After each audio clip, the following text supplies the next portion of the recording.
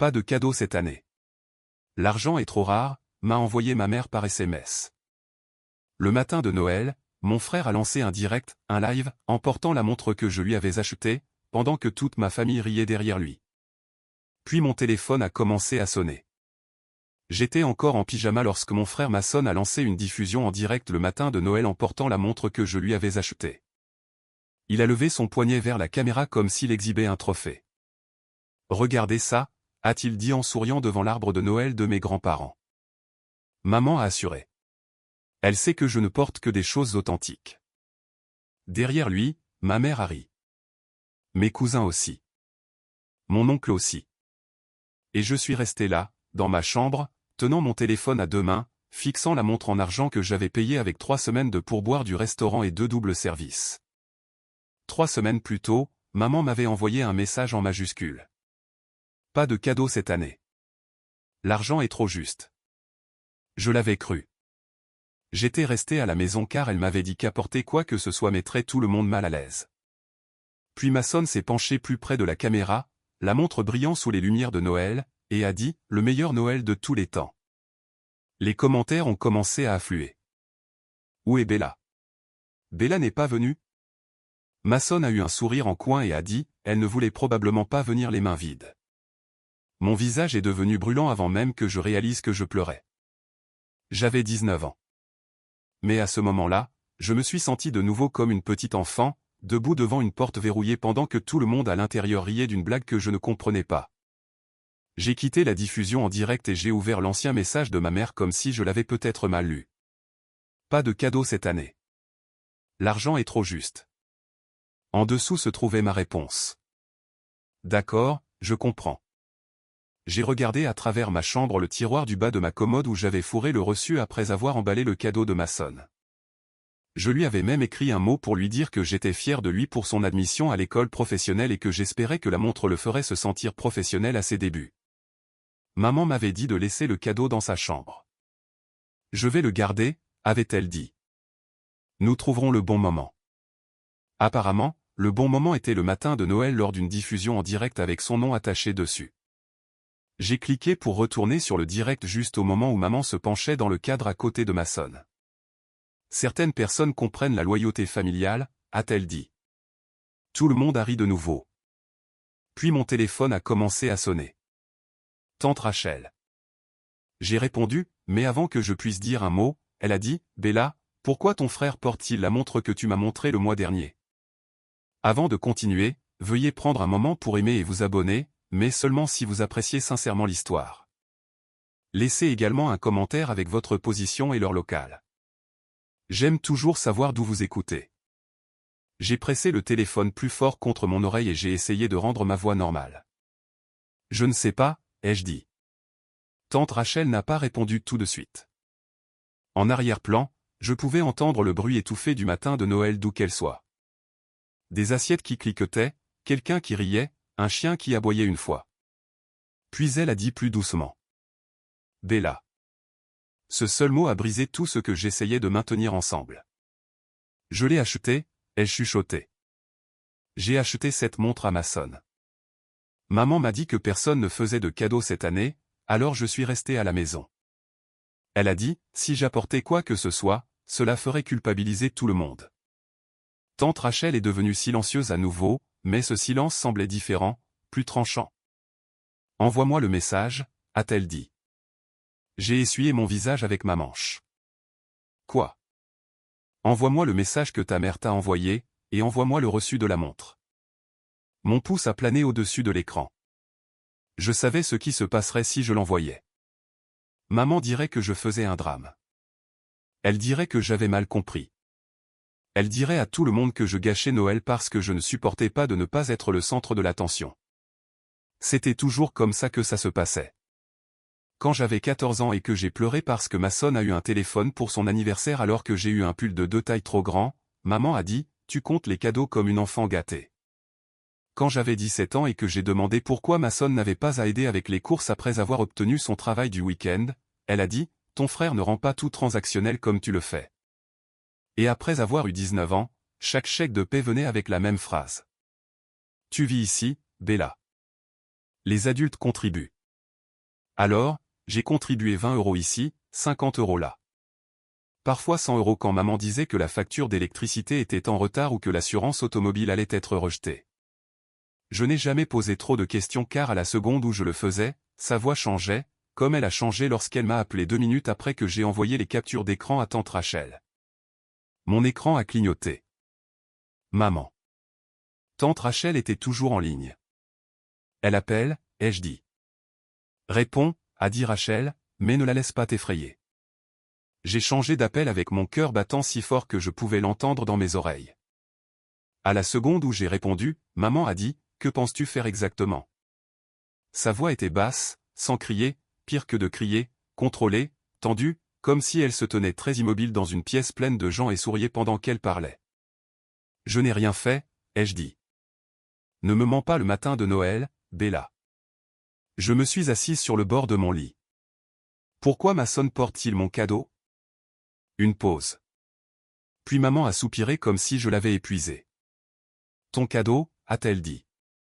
Bella, tu n'as jamais dit que c'était un cadeau officiel. Je l'ai emballé. Tu as emballé une boîte. Je lui ai écrit un mot. Et je t'ai dit que ce n'était pas l'année pour les cadeaux, a-t-elle répliqué sèchement. Tu ne peux pas créer des situations gênantes et ensuite faire la blesser quand les gens essaient de les gérer. J'ai fixé la porte de ma chambre. Elle était à moitié ouverte. Et par la fente, je pouvais voir le couloir avec la moquette décolorée que maman disait toujours que nous n'avions pas les moyens de remplacer. Les gérer, ai-je dit. Mason a dit à tout le monde que tu l'avais acheté. Il plaisantait. Tout le monde a ri. Parce que tu rends les choses inconfortables, a dit maman. Tu l'as toujours fait. Tu ne t'es pas présenté aujourd'hui et maintenant tu essaies de punir tous ceux qui l'ont fait. Mes doigts se sont recroquevillés sur le bord de ma couverture. Tu m'as dit de ne pas venir. Je t'ai dit de ne pas apporter de drame. Non, ai-je dit, ma voix tremblant maintenant. Tu m'as dit qu'il n'y avait pas de cadeau parce que l'argent était trop juste. Maman est devenue silencieuse. Pendant une seconde, j'ai pensé qu'elle avait peut-être réalisé à quel point cela sonnait mal. Peut-être qu'elle baisserait la voix et dirait qu'elle était désolée. Peut-être qu'il y avait une explication que je ne pouvais pas encore voir. Au lieu de cela, elle a dit, parce que tout ne tourne pas autour de toi. La phrase a atterri si proprement qu'elle n'a presque pas fait mal au début. Puis elle a fait mal. J'ai regardé la vieille chemise du restaurant suspendue sur ma chaise, sentant encore légèrement l'huile de friture de la période de travail que j'avais faite pour me permettre d'acheter la montre de Mason. J'ai repensé au moment où je me tenais dans cette bijouterie, comparant les prix, me disant que cela en valait la peine parce que Mason était enfin entré à l'école professionnelle et que peut-être, juste peut-être, il verrait que je tenais à lui. J'ai pensé à maman me disant il y a 2 semaines qu'elle avait besoin d'argent pour la facture d'électricité. Je l'avais envoyé pendant ma pause. Cette même semaine, Mason avait traversé la cuisine en portant des baskets toutes neuves. D'où viennent-elles, avais-je demandé. Maman avait répondu avant qu'il ne le puisse. Ne commence pas. Au téléphone, j'ai dégluti. Pourquoi tout le monde a-t-il reçu des cadeaux? La respiration de maman s'est accélérée. Tu te rends embarrassante. Tu m'as menti. J'ai protégé la famille de ton attitude. C'est à ce moment-là que mon téléphone a vibré contre ma joue. Une bannière de message est apparue de la part de tante Rachel. Ta mère vient de dire à la famille que tu as refusé d'aider pour Noël. Mon estomac s'est noué.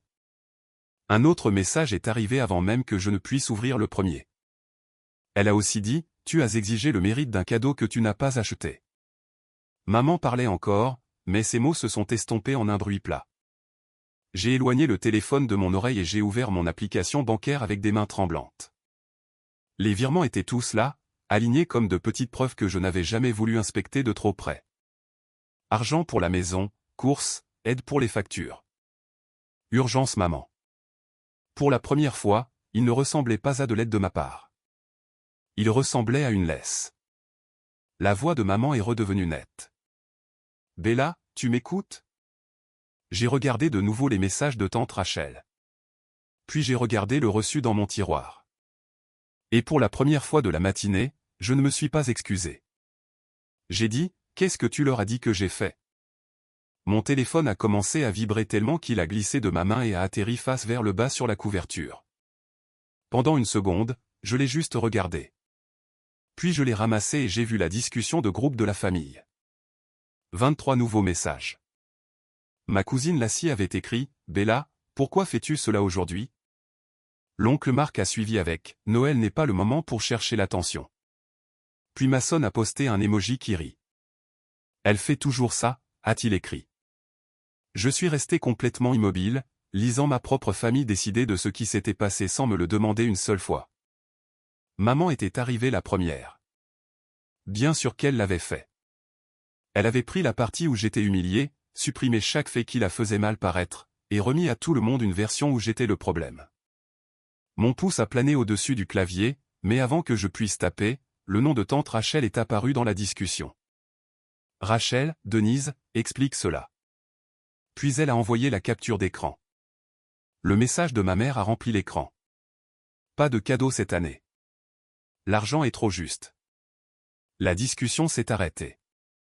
Pas de bulle, pas d'émoji, pas de leçon de l'oncle Marc, juste le silence. Je pouvais presque les imaginer tous assis dans le salon de mes grands-parents. La musique de Noël jouant toujours, du papier cadeau partout sur le sol, le poignet de Mason semblant soudainement plus lourd qu'il ne l'était il y a 5 minutes. Puis maman a tapé « Denise », cela a été sorti de son contexte. Tante Rachel a répondu immédiatement. Rachel, quel était le contexte? Les bulles de frappe sont apparues à côté du nom de maman. Elles ont disparu. Sont apparues à nouveau, puis ont disparu à nouveau. Enfin, elle a écrit « Bella a été difficile depuis qu'elle a eu 19 ans. J'essayais d'éviter exactement cela. Mon visage est devenu froid. » Elle n'expliquait pas le message. Elle m'expliquait, moi. Mason est intervenu ensuite. Mason, elle a probablement acheté une contrefaçon bon marché et veut le mérite parce que la mienne est vraie. J'ai fixé cette phrase plus longtemps que je n'aurais dû. Il savait, ou du moins il en savait assez pour donner l'impression que je mentais. Quelque chose en moi a changé.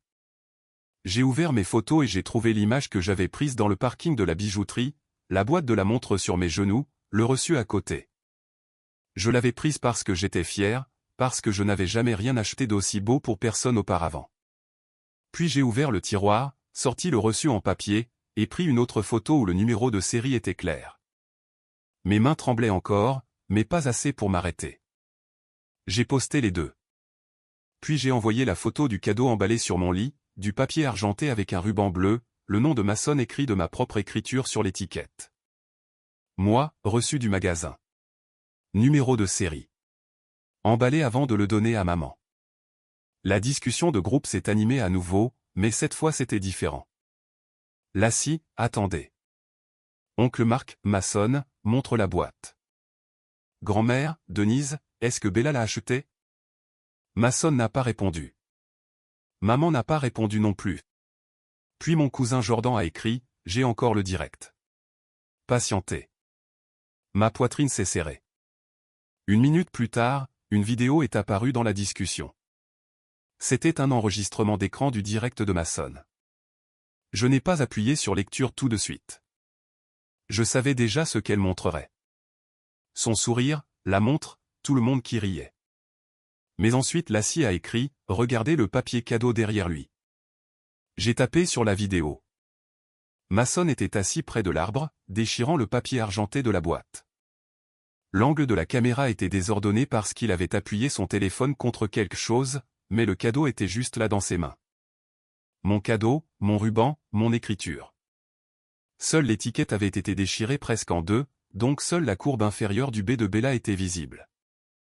Mason a ouvert la boîte et a crié, pas possible. Maman s'est penchée rapidement, trop rapidement, et a soulevé la boîte de montre vide de ses genoux. Au début, je n'ai pas compris ce que tout le monde était censé voir. Puis Jordan a mis la vidéo en pause et a envoyé une capture d'écran. La main de maman était à moitié à l'intérieur de la boîte, sortant un petit morceau de papier plié. Mon mot, celui que j'avais écrit à minuit après mon service, assise à la table de la cuisine parce que je ne voulais pas que mon écriture paraisse précipitée. Mason, je suis fier de toi pour ton admission à l'école professionnelle. Je sais que tu agis comme si rien n'avait d'importance, mais ça oui. J'espère que cela te fera te sentir professionnel pour ton premier jour. Avec amour, Belle. Je me souvenais l'avoir plié 2 fois et l'avoir glissé sous le coussin de la montre. Dans la vidéo, maman a glissé ce mot dans son sac à main, ne l'a pas fait tomber, ne l'a pas déplacé par accident. Elle l'a caché. La discussion a explosé. Lassie, est-ce que c'est un mot? Jordan, pourquoi as-tu enlevé ça? Oncle Marc, Denise. Grand-mère, Mason, savais-tu que ça venait de ta sœur? Le direct de Mason a disparu de sa page quelques secondes plus tard. Jordan a écrit, il l'a supprimé. Cela n'a fait qu'empirer les choses, car maintenant tout le monde savait qu'il y avait quelque chose à cacher. Maman m'a finalement appelé à nouveau, mais je n'ai pas répondu. La sonnerie semblait plus petite que la discussion maintenant, plus petite que les preuves reposant dans les mains de tout le monde. Au lieu de cela, j'ai regardé tante Rachel taper un message de plus. Rachel, Bella, vérifie combien d'argent tu as envoyé à ta mère ce mois-ci. J'ai arrêté de respirer pendant une seconde parce que soudain, la montre ne ressemblait plus au début. Elle ressemblait à la partie que j'étais enfin autorisé à voir. J'ai ouvert mon application bancaire pendant que la discussion de groupe familial continuait de clignoter en haut de mon écran. Rachel tapait encore. Grand-mère posait des questions. Mason ne répondait à aucune d'elles. Maman continuait de m'appeler. J'ai ignoré chaque appel et j'ai fait défiler les virements à la place. Au début, je n'ai regardé que les derniers jours, puis la dernière semaine, puis tout le mois, 50 € pour les courses, 75 € pour l'essence, 100 € pour la facture d'électricité, encore 60 € pour l'assurance automobile, puis encore 100 € avec la note que maman m'avait dit d'écrire. Avertissement de retard de service public. Je me suis assise sur le bord de mon lit et je les ai additionnés avec la calculatrice de mon téléphone. Le total m'a fait me lever. Non, ai-je chuchoté. Non pas parce que je ne reconnaissais pas le chiffre. Mais parce que je le reconnaissais. C'était presque exactement ce que j'avais économisé avant d'acheter la montre de Mason. L'argent que j'avais donné à maman n'était pas une petite aide pour la maison. C'était la raison pour laquelle j'avais travaillé jusqu'à ce que mes pieds me fassent si mal que je devais les tremper dans le lavabo de la salle de bain la nuit. Et d'une manière ou d'une autre, rien de tout cela n'avait suffi pour me mériter une place dans la pièce le matin de Noël. J'ai attrapé mon sweat à capuche et je suis allé dans le couloir. La maison était vide à l'exception du faible bourdonnement du réfrigérateur et de la musique de Noël des voisins passant faiblement à travers le mur. Maman était partie tôt chez grand-mère avec Mason, en me disant, puisque tu comprends la situation, ne rends pas cela plus difficile. Je suis entré dans la cuisine et j'ai ouvert le tiroir près du chargeur de téléphone. Ce tiroir était l'endroit où maman jetait le courrier dont elle prévoyait de s'occuper plus tard. La moitié du temps, quand elle disait que quelque chose était en retard, elle faisait un geste vers celui-ci comme si la preuve était enterrée quelque part à l'intérieur. J'ai sorti des enveloppes, des bons de réduction, de vieux reçus, des papiers de garantie et une liste de courses pliées. Puis j'ai trouvé les relevés des services publics. Mes doigts se sont arrêtés. La facture d'électricité était là. Celle du gaz aussi. Aucune n'était en retard. Les deux avaient été payés avant les dates où maman m'avait demandé de l'argent. J'ai pris des photos de chaque relevé, en m'assurant que les dates étaient claires. Mon téléphone a recommencé à sonner. Maman. Je l'ai laissé sonner. Puis j'ai ouvert un autre reçu plié coincé sous une pile de menus à emporter. Il venait du même centre commercial où j'avais acheté la montre de Mason. Mes yeux ont parcouru la liste de haut en bas. Écouteurs sans fil, parfum, portefeuille de marque, emballage cadeau. La date sur le reçu était le lendemain du jour où j'avais envoyé à maman 100 € pour l'avertissement de retard de service public. J'étais debout derrière le comptoir du restaurant ce jour-là, mangeant des biscuits secs de la poche de mon tablier parce que je ne voulais pas dépenser d'argent pour le déjeuner. Maman était au centre commercial. J'ai pris une photo du reçu et je l'ai envoyée à tante Rachel en privé. Elle a répondu presque immédiatement. Rachel, j'arrive. J'ai répondu, maman n'est pas là. Rachel, je sais. C'est pour ça que je viens maintenant. Avant que je puisse répondre, le nom de Mason a rempli mon écran. Pendant une seconde, j'ai envisagé de l'ignorer, lui aussi. Puis j'ai répondu. Il n'a pas dit bonjour. Bella, tu dois arrêter, a-t-il dit. Sa voix était plus basse qu'elle ne l'avait été sur le direct. Pas de rire. Pas de frime. Pas de public. Arrêter quoi, ai-je demandé. De tout faire exploser. J'ai regardé le reçu sur le comptoir de la cuisine. Tu veux dire montrer aux gens ce qui s'est passé? Tu donnes une mauvaise image de maman. Elle l'a fait toute seule. Il a expiré fortement. C'est Noël. Tu as porté mon cadeau en direct et tu as dit à tout le monde que maman l'avait acheté. Je ne savais pas que ça allait tourner comme ça. Ce n'est pas ce que j'ai demandé. Silence. Je me suis appuyé contre le comptoir. Savais-tu que ça venait de moi? Mason n'a pas répondu. La pause a duré assez longtemps pour devenir une réponse en soi. Mason, ai-je dit. Il a marmonné, maman a dit que tu l'avais acheté. Ma gorge s'est serrée, mais j'ai gardé une voix stable. Alors pourquoi as-tu dit que c'était d'elle? Parce qu'elle m'a dit que tu l'utilisais pour nous faire culpabiliser. J'ai fermé les yeux. Il a continué plus vite maintenant. Comme si en disant tout d'un coup, cela paraîtrait moins laid. Elle a dit que tu avais refusé d'aider pour Noël, puis que tu m'avais acheté quelque chose de cher pour que tout le monde pense que tu étais meilleur que nous. Elle a dit que tu voulais de l'attention. Elle a dit que si je disais simplement que ça venait d'elle, tu apprendrais à ne pas utiliser les cadeaux comme ça. J'ai ouvert les yeux et j'ai fixé la poignée argentée du réfrigérateur. Donc tu savais, ai-je dit. Je savais ce que maman m'avait dit. Tu savais que c'était le mien. Il ne l'a pas nié. La cuisine semblait plus froide que le reste de la maison.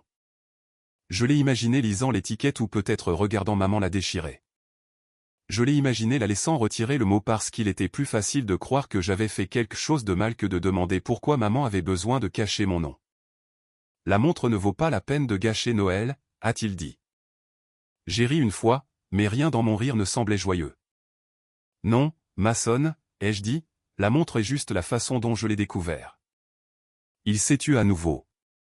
Puis très doucement, il a dit, laisse juste maman en dehors de ça. Cela a figé tout ce qui était en moi. Parce que même maintenant, après avoir vu le reçu, après avoir admis qu'il savait, après avoir entendu que maman avait menti à mon sujet, il n'appelait pas pour s'excuser. Il appelait pour la protéger. J'ai mis fin à l'appel. 10 minutes plus tard, la voiture de tante Rachel s'est garée dans l'allée. Elle est entrée sans frapper, portant un pull rouge sous son manteau et tenant son sac à main comme si elle était partie au milieu de quelque chose. Quand elle a vu les papiers étalés sur la table de la cuisine, son visage a changé. « Montre-moi », a-t-elle dit. J'ai tout disposé dans l'ordre. Les messages, le reçu de la montre, la photo de la boîte emballée, les virements bancaires, les relevés des services publics, le reçu du centre commercial. Tante Rachel n'a pas interrompu une seule fois. Elle a juste enlevé ses lunettes, frotté l'arête de son nez et a dit, « Bella, ce n'est pas un malentendu. » Je sais. Non, a-t-elle dit en me regardant droit dans les yeux. J'ai besoin que tu m'entendes. Ce n'est pas toi qui es sensible. Ce sont des preuves. Mon téléphone a de nouveau vibré. Maman avait arrêté d'appeler et commencé à envoyer des messages. Où es-tu? Réponds-moi. N'envoie rien d'autre. Bella, je jure que si tu m'embarrasses. Tante Rachel a lu les messages par-dessus mon épaule. Puis des phares ont balayé la fenêtre de la cuisine. Nous nous sommes tournés toutes les deux. Une portière de voiture a claqué dehors. Puis une autre. Je me suis approché du rideau et je l'ai tiré juste assez pour voir maman remonter l'allée en trombe avec son téléphone pressé contre son oreille. Mason la suivait, portant toujours la montre. Maman a poussé sa clé dans la serrure si fort qu'elle a raclé contre la porte. Quand elle est entrée, l'air froid s'est engouffré avec elle. Ses yeux se sont posés sur les papiers sur la table de la cuisine, puis sur tante Rachel, puis sur moi. « Qu'est-ce que c'est » a-t-elle exigé. Je n'ai pas répondu. Elle s'est approchée et a tendu la main. « Donne-moi ton téléphone. » Mes doigts se sont resserrés autour. Tante Rachel s'est interposée entre nous avant que maman ne puisse faire un autre pas. « Non » a-t-elle dit. « Elle va montrer à tout le monde ce que tu as fait. » Maman a fixé tante Rachel comme si elle venait de parler une langue que personne dans notre famille n'était autorisé à utiliser. « Non » a répété maman, sa voix tranchante. « Tu ne viens pas dans ma maison pour dire à ma fille ce qu'elle va faire. » Tante Rachel ne bougea pas. « Elle a 19 ans » a-t-elle dit. Et en ce moment, elle est la seule personne dans cette pièce à dire la vérité. Mason se tenait derrière maman près de la porte d'entrée, une main à moitié couverte par sa manche, mais je pouvais toujours voir la montre. Ma montre. Celle qu'il avait exhibée sur un direct pendant que tout le monde riait. Maman s'est tournée vers moi et son visage a changé. Pas plus doux, juste différent, comme si elle essayait la version d'elle-même qui fonctionnait habituellement. Bella, a-t-elle dit, pose le téléphone. Tu es bouleversée. Tu ne penses pas clairement. J'ai regardé la table de la cuisine, le reçu de la montre, la capture d'écran de son message, les virements bancaires, les relevés des services publics, le reçu du centre commercial. Pendant des années, maman avait été capable de me faire douter de ce dont je me souvenais, mais le papier ne bronchait pas. Les captures d'écran ne pleuraient pas. Les reçus ne s'excusaient pas juste pour ramener la paix dans la pièce. Mon téléphone a vibré. La discussion de groupe de la famille était toujours ouverte. Oncle Marc, Denise, que se passe-t-il? Grand-mère, que quelqu'un me réponde.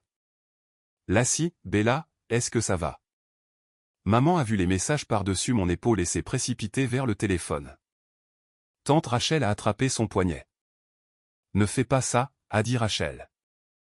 Maman s'est dégagée d'un coup sec. Tu montes ma famille contre moi. Non, a dit Rachel. Ta famille demande pourquoi Mason a ouvert le cadeau de Bella lors d'un direct et a dit que c'était le tien. Mason a baissé les yeux vers le sol. Maman l'a pointé du doigt sans se retourner. C'est exactement ce que j'essayais d'éviter. Regarde ce qu'elle fait à ton frère le jour de Noël. Ça a presque marché. Presque. Parce que mes yeux se sont posés sur Mason. Et pendant une seconde, je l'ai vu à 12 ans me traînant dehors pour l'aider à construire un bonhomme de neige avec des gants dépareillés. J'ai vu le frère pour qui je pensais avoir acheté cette montre. Puis je l'ai revu sur le direct. Elle ne voulait probablement pas venir les mains vides. J'ai ouvert la discussion de groupe. La voix de maman a baissé. Bella. J'ai appuyé sur envoyer pour la première capture d'écran. Son message est apparu pour tout le monde. Pas de cadeau cette année. L'argent est trop juste. Puis j'ai envoyé le reçu de la montre avec les informations de ma carte et le numéro de série visible. Puis la photo de la boîte emballée sur mon lit. Puis l'extrait du direct de Mason à la seconde exacte où il a dit « Un grand merci à maman pour la montre ». Maman a émis un petit son à côté de moi comme si elle avait été frappée par de l'eau froide. « Arrête », a-t-elle dit. Mais je ne l'ai pas fait. J'ai envoyé la capture d'écran où sa main était à l'intérieur de la boîte de la montre en train de sortir mon mot plié. Puis j'ai envoyé les virements bancaires, argent pour la maison, courses, aide pour les factures, avertissement de retard de service public. Enfin, j'ai envoyé les relevés des services publics montrant que rien n'avait été en retard, suivi du reçu du centre commercial daté du lendemain de l'envoi de mon argent. Pendant quelques secondes, personne dans la cuisine n'a parlé. Mon téléphone a rempli ce silence. Lassie, oh mon Dieu. Oncle Marc, Denise. Grand-mère, Denise. As-tu pris l'argent de Bella pour des cadeaux? Jordan, ce reçu vient du centre commercial. Même date. Tante Rachel a ramassé le reçu du centre commercial sur la table et l'a tendu vers maman. Écouteur, a-t-elle dit. Parfum, portefeuille de marque, emballage cadeau. Payé juste après que Bella t'a envoyé de l'argent pour une fausse urgence de service public. Le visage de maman est devenu rouge. Ce n'était pas faux, a-t-elle répliqué sèchement. J'ai attrapé les relevés des services publics et je les ai posés à côté du reçu. Ils étaient déjà payés. Cela ne veut pas dire que je n'avais pas besoin d'aide. Tu m'as dit que la facture était en retard. Je t'ai dit que nous étions sous pression. Non, ai-je dit, ma voix tremblait, mais elle ne s'est pas brisée. Tu m'as dit que personne n'échangeait de cadeaux parce que l'argent était trop juste. Tu m'as dit de ne pas venir. Tu as pris mon cadeau, sorti mon mot, laissé Mason dire que ça venait de toi, et ensuite tu as dit à tout le monde que j'avais refusé d'aider pour Noël. Mason a finalement parlé. Maman a dit que tu essayais de nous faire culpabiliser. Je me suis tourné vers lui. Tu savais que la montre venait de moi. Il a frotté son pouce sur le bord du bracelet. Je ne savais pas pour le mot, mais tu savais que ça venait de moi. Il a dégluti. Oui. Ce seul mot a changé l'atmosphère de la pièce. Maman a pivoté vers lui. Mason. Il a tressailli, mais il n'est pas revenu sur ses mots. La discussion de groupe continuait de bouger. Oncle Marc, je dois des excuses à Bella. Lassie, Mason, pourquoi dirais-tu que ça venait de ta mère? Jordan, je reposte l'extrait. Les gens doivent savoir que Bella l'a acheté. Une minute plus tard, Jordan a envoyé une capture d'écran de sa propre page. La légende disait, Bella a acheté la montre. On lui a menti. Maman l'a vu et a attrapé le dossier d'une chaise de cuisine. Vous m'humiliez tous, a-t-elle dit. La voix de tante Rachel était neutre. Tu as d'abord humilié Bella publiquement. Maman m'a regardé à nouveau, et quel que soit le masque qu'elle portait, il a fini par tomber. Tu es tellement ingrate, a-t-elle dit. Après tout ce que j'ai fait, tu vas rester là et agir comme une victime pour une montre. Il n'a jamais été seulement question de la montre. Alors de quoi s'agit-il, a-t-elle exigé. J'ai pris la liste des virements bancaires. C'est de ça. C'est de me dire que je suis égoïste tout en prenant mon chèque de paie. C'est de me faire rester à la maison à Noël pour que personne ne demande pourquoi il n'y a pas de cadeau pour moi. C'est de laisser tout le monde rire de moi pendant que Mason ouvrait quelque chose pour quoi j'ai travaillé. La bouche de maman s'est crispée. Tu vis sous mon toit. Tante Rachel l'a coupé. Plus après ce soir. La cuisine est devenue silencieuse. Maman a ri une fois. Pardon? Tante Rachel m'a regardé. Emballe ce dont tu as besoin. Tu viens avec moi. Maman s'est avancée.